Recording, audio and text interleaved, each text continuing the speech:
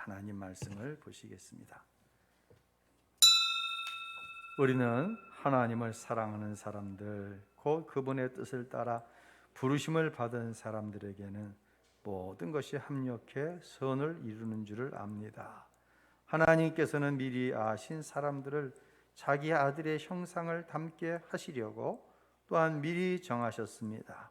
이는 그 아들이 많은 형제들 가운데 맏아들이 되게 하시기 위함입니다. 하나님께서는 미리 정하신 그들을 또한 부르시고 부르신 그들을 또한 의롭게 하시고 의롭다 하신 그들을 또한 영원하게 하셨습니다. 아멘.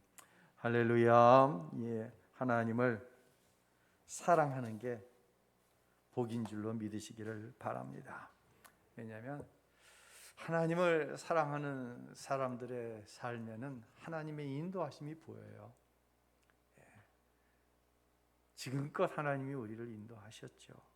그래서 로마서 8장 28절은 예수 믿어 하나님의 자녀된 저와 여러분에게 주시는 가장 축복된 선물이에요. 이 말씀은 우리 28장 한번 읽고 말씀 계속하겠습니다. 우리는 하나님을 사랑하는 사람들, 곧 그분의 뜻을 따라 부르심을 받은 사람들에게는 모든 것이 협력해 선을 이루는 줄을 압니다. 아멘. 너무 축복된 말씀이죠. 근데 이 축복된 말씀을 어떤 자기의 이기심을 채우기 위한 도구로 사용해서는 안 돼요. 어느 믿음이 좋다고 하는 권사님이 노인정에 가셨어요. 그곳에서 다른 교회 다니는 집사님과 교제를 하게 되었는데 권사님께서 이런 말씀을 하셨어요. 우리 교회에는 갖출 거 다 갖췄는데 시집을 안 가는 30대 후반의 자매가 있다고. 그러면서 그 자매의 자랑을 잔뜩 했어요. 그러자 그 이야기를 듣고 있던 집사님이 우리 교회에도 40이 가까운 남자 청년이 있는데 믿음이 참 좋다고. 어떻게 했을까요? 서로 손보자고 그랬어요. 중매를 했어요. 중매를 하고 나서는 얘기가 점점 깊어지는 거예요. 우리 결혼을 하게 되면은 원래 신랑 측 목사님이 주례하는 거니까 집사님 교회 담임 목사님이 주례하시고 또 신랑 측 신부 측 담임 목사님은 축복기도 시키자고. 와, 아직 만나지도 않았는데 결혼식날 주례하고 축복기도까지 다 정했어요. 기분이라고 권사님이 집사님께 점심을 사겠다고 닭칼국수 가가지고 칼국수 한 그릇씩 잡수시면서 야, 잘하면 신랑 신부한테 옷도 한 벌씩 얻어 입겠다고 기분이 좋게 헤어지셨어요. 드디어 선보는 날이 되었습니다. 수요일인데 신랑과 신부 신랑의 남자 청년과 집사님이 10분 전에 이미 선보는 장소에 와서 기다리는데 30분이 지나가도록 권사님과 자매님이 나타나지 않는 거예요. 집사님이 권사님께 전화를 했어요. 권사님, 집사님 웬일이야? 웬일이냐니요? 오늘 선보기로 했잖아요. 뭐라고? 오늘이 그날인가? 내가 깜빡했네. 집사님 미안해. 그래서 결국 집사님과 남자 청년은 집으로 돌아가고 말았어요. 화요일 날 이제 노인정에서 서로 중매하자고 이야기를 해놓고는 권사님이 여자 청년 전화번호를 모르는 거예요. 여러분도 여자 청년들 전화번호 잘 모르잖아요. 그래서 주일날 만나고 이야기해야지 하고는 주일날 새까맣게 잊어버린 거예요. 다음 날이 됐어요. 집사님이 이제 입이 대빨 나오셔갖고 노인정에 갖고 이 권사님이 저지르신 만행을 노인들에게 다 이야기했어요. 그 순간 권사님이 들어오셨습니다. 집사님을 보고 아이고 집사님 미안해. 그저 늙으면 죽어야 돼. 까먹을 게 따로 있지. 그런데 말이야 집사님, 내가 오늘 새벽에 기도하는데 하나님께서 더 좋은 신랑, 더 좋은 신부감을 만나게 하시겠다고 약속하셨어. 하나님은 합력하여 선을 이루시는 분이야. 믿음이 참 좋은 거죠. 예? 여러분, 이게 정말 권사님이 형제가 하나님을 사랑하셔서 선을 이루시기 위한 계획일 수도 있어요. 그러나 이 말씀은 나의 성실하지 못함, 나의 죄, 이것을 덮기 위한 도구로 사용되어지는 습관적인 말씀이 되어서는 안 된다라고 하는 것이죠. 하나님께서 선을 이루시는 목적이 있어요. 여기서 선은 뭡니까? 축복이라고 얘기할 수 있어요. 그러나 좀 더 가까운 쪽은 하나님께서 이루시는 구원을 이야기해요. 할렐루야. 구원받고 하나님 사랑하면 하나님 복을 주신다고요. 아멘. 예. 그래서 오늘 선을 이루는 목적이 뭐냐에 대해서 29절과 30절에 말씀하십니다. 함께 읽겠습니다. 하나님이 미리 아신 자들로 또한 그 아들의 형상을 본받게 하기 위하여 미리 정하셨으니 이노 그로 많은 형제 중에서 맏아들이 되게 하려 하심이니라. 또 미리 정하신 그들을 또한 부르시고 부르신 그들을 또한 의롭다 하시고 의롭다 하신 그들을 또한 영원롭게 하셨느니라. 아멘. 다시 말씀드립니다. 그래서 협력해서 선을 이룬다고 하는 것은 생각 밖에 큰 이익을 얻는 것, 이것으로만 집중하지 마세요. 이 말씀이 절대로 아니에요. 오늘 본문은 맏아들이 되게 하시려고 하나님께서 뜻을 가지고 우리를 부르셨다라고 말씀합니다. 저와 여러분은 하나님의 자녀이되 맏아들인 줄로 믿으시기를 바랍니다. 예. 다른 사람들은 나에 대해서 잘 몰라요. 여러분도 다른 사람에 대해서 부분적으로만 알고 속지 마세요. 무슨 얘기냐면요, 나 자신을 그럴듯하게 포장해 놓고 다른 사람에게 좋은 것만 이야기하면 야, 참 좋겠습니다라는 얘기는 들을 수 있죠. 또 상대방도 나에게 자랑할 만한 것을 이야기하는데 그것에 쏘가가지고는 왜 나는 그러지 못하지? 왜 나는 그런 복을 받지 못하지? 속으면 안 된다는 얘기예요. 자기 스스로도 누군가를 속이지 마시고요, 다른 사람에게 속지도 마세요.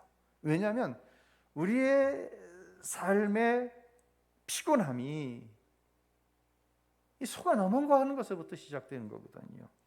여러분, 그런 생각 해보셨을 거예요.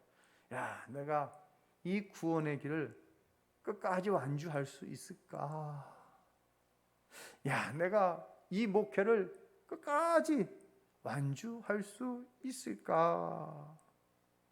이 질문 때문에 잠을 못 이루고, 이 질문 때문에 때로는 여러분에게 확신 있게 하나님의 말씀을 증거해야 되는데 그러지 못할 때가 저에게도 있었어요. 십자가를 지고 나를 따르라고 하셨지요. 근데 십자가는 고사하고 나 자신 하나 가지고 주를 따르는 것도 너무 심해 겹들하는 것이죠. 예. 나 자신 하나 얻지 못하면서 어떻게 십자가를 질 수 있겠습니까? 이때 이런 고민이 내 안에 있을 때에 우리에게 정직한 대답이 나오는 거예요. 여러분, 그 정직한 대답은 뭐예요? 나는 할 수 있다? 없다? 나는 할 수 없다는 거예요. 나에게는 이 구원의 길을 완주할 능력도 방법도 자신감도 없어요. 그런데 하나님께서 자신의 외아들 예수 그리스도를 핏값으로 저와 여러분을 사셔서 예수님과 같은 맏아들로 삼으셨다는 거예요. 할렐루야. 예.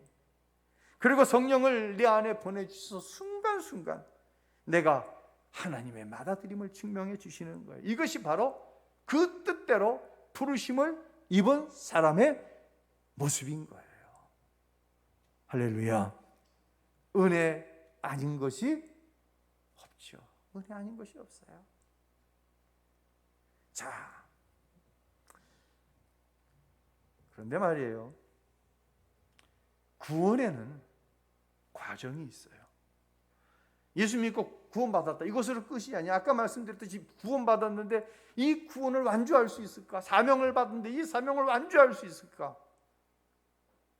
완주해 나아가는 과정이 있더라는 거예요. 사도 바울은 그 과정을 오늘 보면 29절과 30절에서 말씀하는데 이게 굉장히 중요해요. 여기에 대한 분명한 확신이 있어야 돼요. 첫 번째 과정은 뭐냐? 하나님이 나를 미리 아셨다는 거예요. 여러분 믿어지십니까? 하나님이 여러분이 하나님 앞에 나오기 전, 예수를 믿기 전부터 하나님은 여러분을 어떻게 했다? 아셨다는 거예요.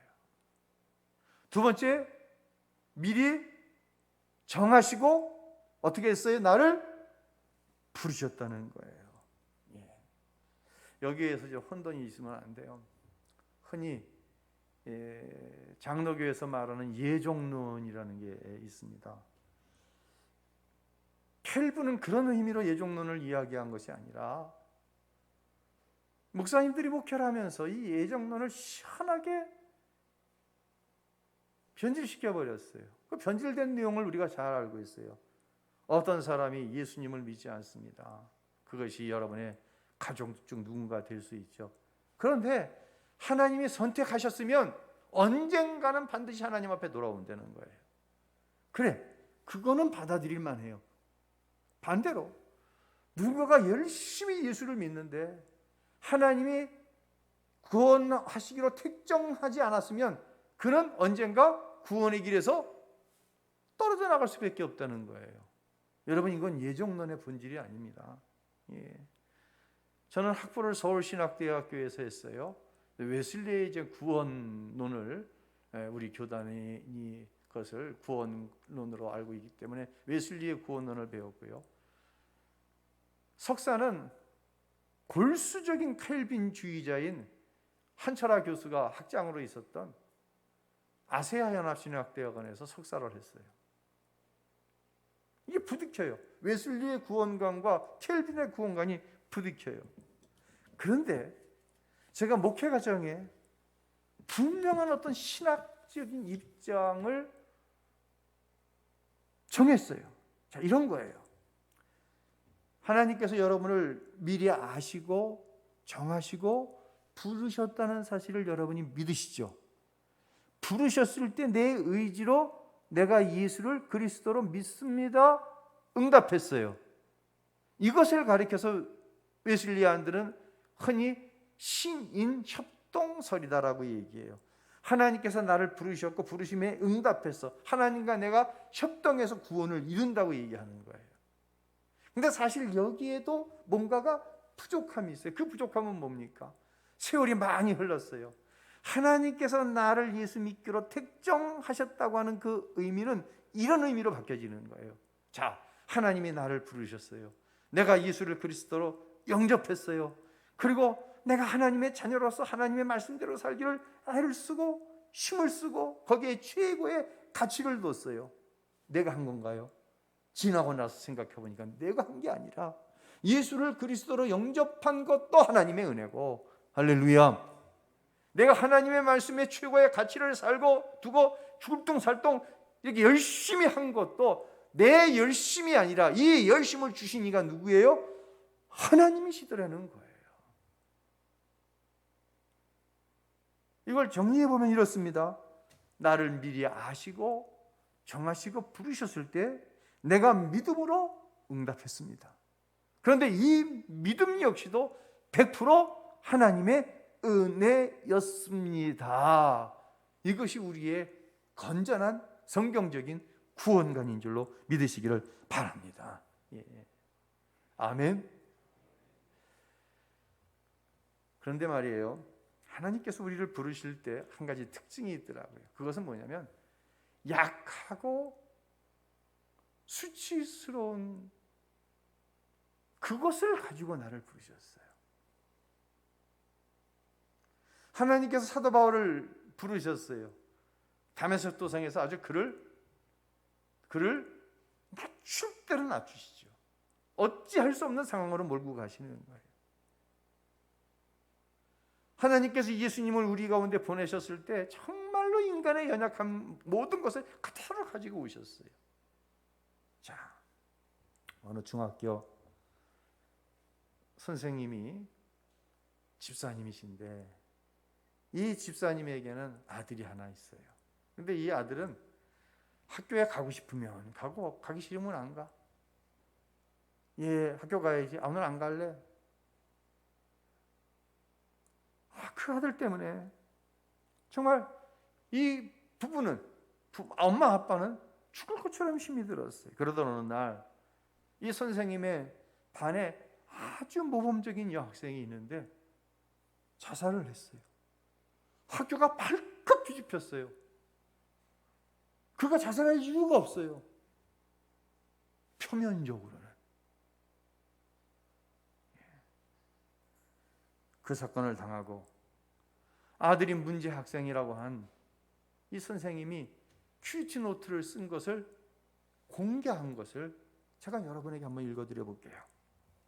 그날도 학교에 가지 않겠다는 아들로 인해 아침부터 울며 기도하다가 차라리 아들이 없었으면 하는 생각이 스쳐 지나갔습니다. 내 생각에 스스로 놀라 회개하고 간신히 정신을 차리고 출근하는 길이었습니다. 여학생의 자살 소식에 장례식장으로 달려가 선생님들과 함께 얼마나 오열했는지 모릅니다. 어린 학생의 죽음 앞에서 죽음을 함부로 생각했던 저의 이기적인 모습을 회개했습니다. 어디에도 말 못하고 죽은 아이를 생각하니 솔직하게 학교 가기 싫다며 드러내놓고 죄를 짓고 다니는 아들이 차라리 감사했습니다. 아들로 인해 우리 부부가 하나님만 바라보게 하시며 하루라도 말씀을 듣지 않고는 살 수 없는 은혜로 몰고 가심이 너무 많이 감사했습니다. 하지만 그 기다림의 끝이 언제인지 몰라 지금도 많이 힘이 듭니다.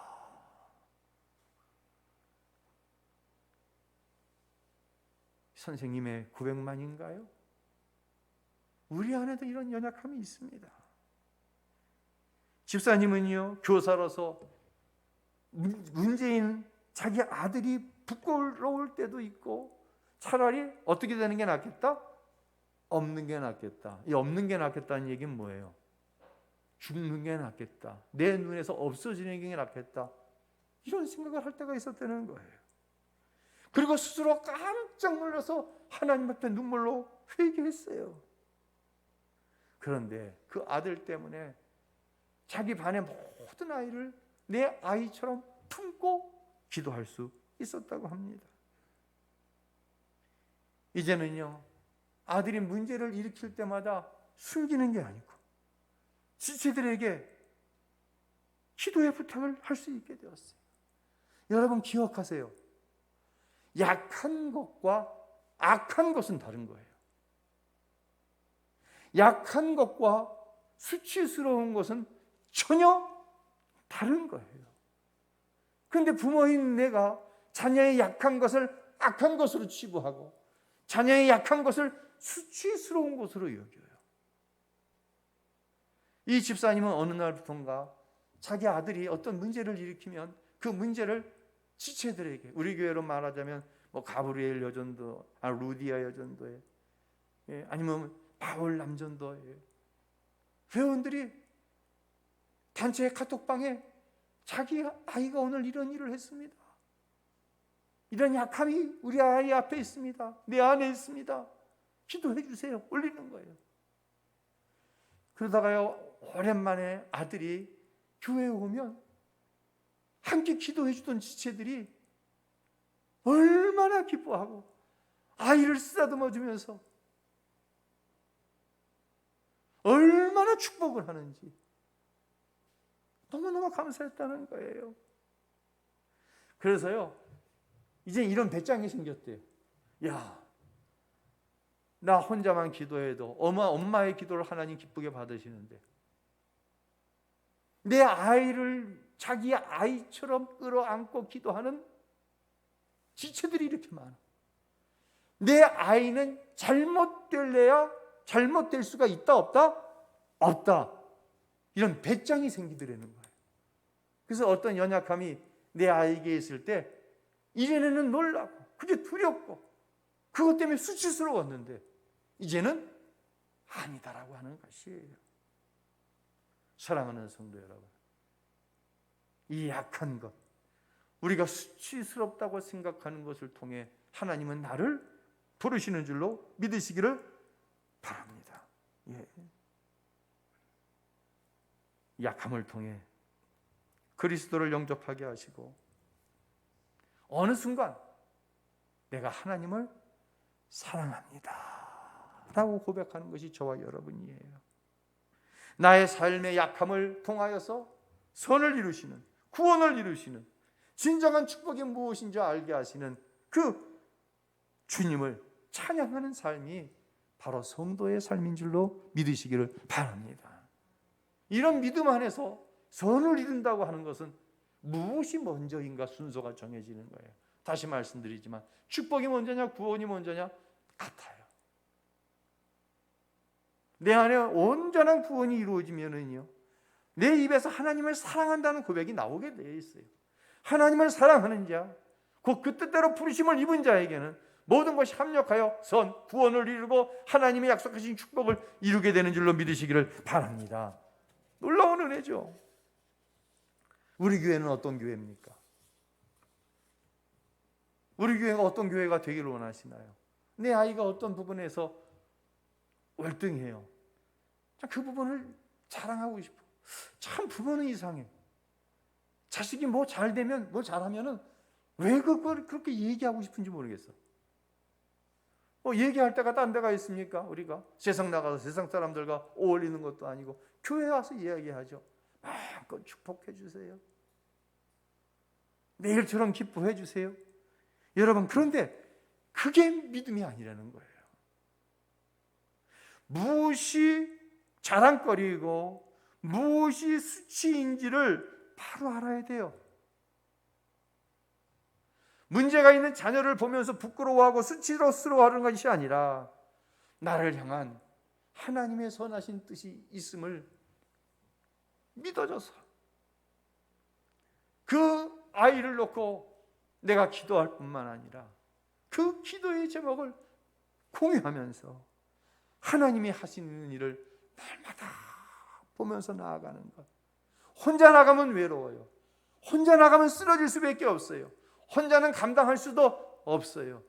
그러나 같은 마음을 품고 기도해주는 지체들이 있기 때문에, 목사님이 있기 때문에, 사모님이 계시기 때문에, 장로님, 권사님들이 계시기 때문에 나는 교회 가는 게 참 좋아. 그저 교회 왔을 때 그 문제 어떻게 됐냐고 물어보질 않아도 우리 장로님, 권사님들의 그 눈빛 속에 그게 다 읽혀지는 거예요. 와서 등 한번 두들겨 주는데, 살며시 와서 권사님이 손 한번 잡아주는데 눈물이 왈칵 쏟아지고 가슴속에 맺혔던 응어리가 다 풀어지면서 하나님이 함께 하신다고 하는 자신감이 생기는 거예요. 여러분, 이것이 교회예요. 예. 뭐 하나 약한 것이 나오면 그것을 수치스러운 것으로 포장시키고 과대하게 부풀려가지고 그냥 말거리를 삼는 거예요. 그것이 그렇게 재미있습니까? 그것이 재미인 교회는 교회가 아니에요. 그런 재미는 다 옛것이 되어버려. 그저 뭐냐? 함께 끌어안고 기도할 수 있는 것. 그런 교회가 되었으면 좋겠어요. 할렐루야. 이제 하나님께서는 바울 사도를 통해서 선을 이루시는 과정에 미리 아셨습니다.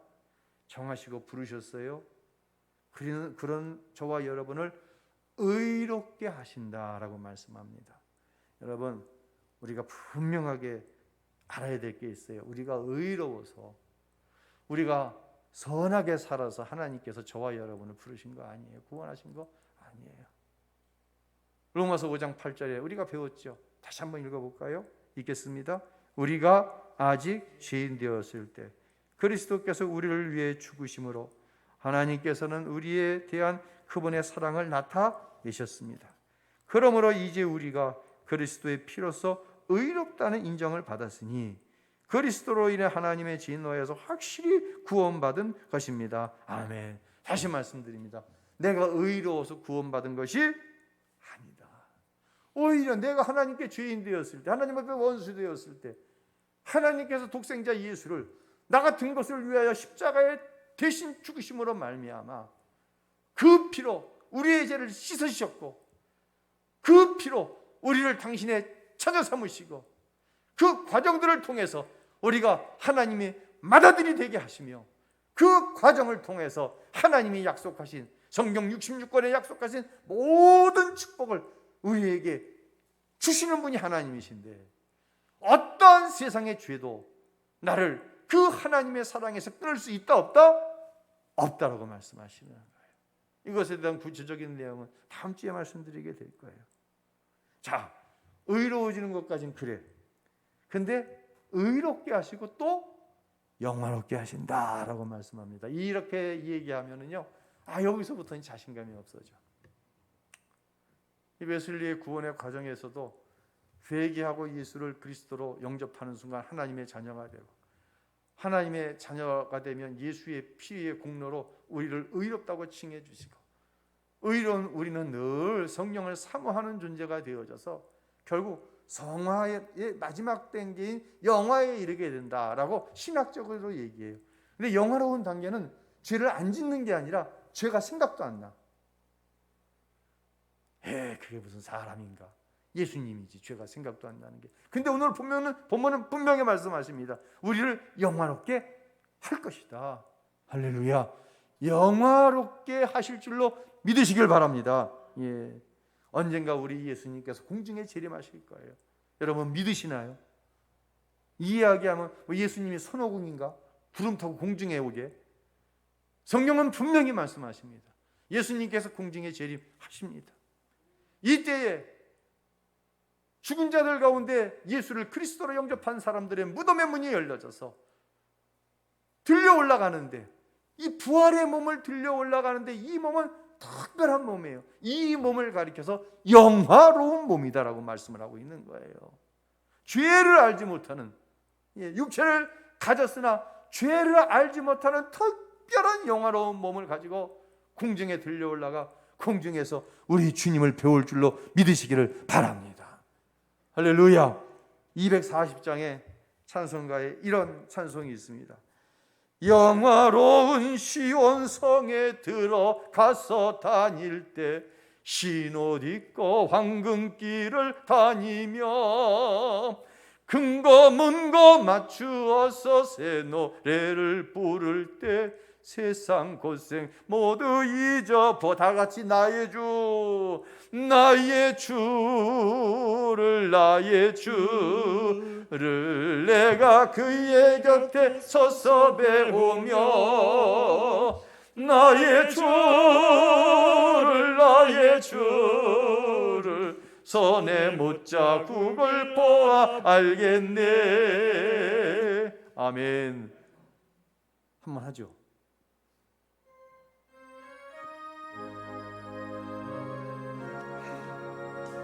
우리가 영화로운 몸을 입고 주님 앞에 들려 올라갔을 때 이런 일이 일어나요. 영화로운 시온성에 들어가서 다닐 때 흰옷 입고 황금길을 다니며 근거 문거 맞추어서 새 노래를 부를 때 세상 고생 모두 잊어버린. 아멘. 나의 주를, 나의 주를 내가 그의 곁에 서서 배우며, 나의 주를, 나의 주를 손에 못자국을 보아 알겠네. 할렐루야, 할렐루야. 내가 알아서 할 수 있는 것이 아무것도 없어요. 그러나 기억하십시오. 하나님께서는 여러분을 맏아들로 삼으시고 거기에 따르는 축복을 이미 십자가의 은혜로 허락해 주셨습니다. 어떻게 되도록? 영화로운 몸을 입도록. 할렐루야. 그런데도 우리의 삶에는 내가 끝까지 감당할 수 있을까 하는 두려움이 있습니다. 내가 목사로서, 장로로서, 권사로서, 안수집사로서, 교사로서, 찬양대원으로서 끝까지 감당할 수 있을까? 그러나 우리의 대답은 분명합니다. 성령이 내 안에 오셔서 내가 하나님의 받아들임을 증거하십니다. 그리고 내 입술을 통하여서, 내 삶을 통하여서 하나님을 사랑하노라고 고백하게 되었습니다. 또한 그러한 삶을 성령께서 살도록 나를 도와주십니다. 사랑하는 성도들이여, 이제 삶의 현장에 나아가 선포하십시오. 하나님을 사랑하고 하나님의 뜻대로 부르심을 나에게는 모든 것을 합하여서 지금 당하는 고난, 환난, 그 모든 것이 합하여져서 구원이 되어지고 약속하신 모든 축복, 그것이 바로 나를 위해서 예비하신 하나님의 놀라운 축복이라고 하는 사실을 삶을 통하여 선포하십시오. 그때 많은 사람들이 여러분을 보고 하나님이 살아계신 것을 믿고, 할렐루야, 여러분을 보고 나도 그 하나님을 믿기를 원한다고 고백하게 될 것입니다. 그런 은혜의 역사가, 그런 축복의 역사가 오늘 하나님 말씀 앞에선 사랑하는 모든 성도들의 삶 속에 있게 되시기를 우리 주 예수 그리스도의 이름으로 축원합니다.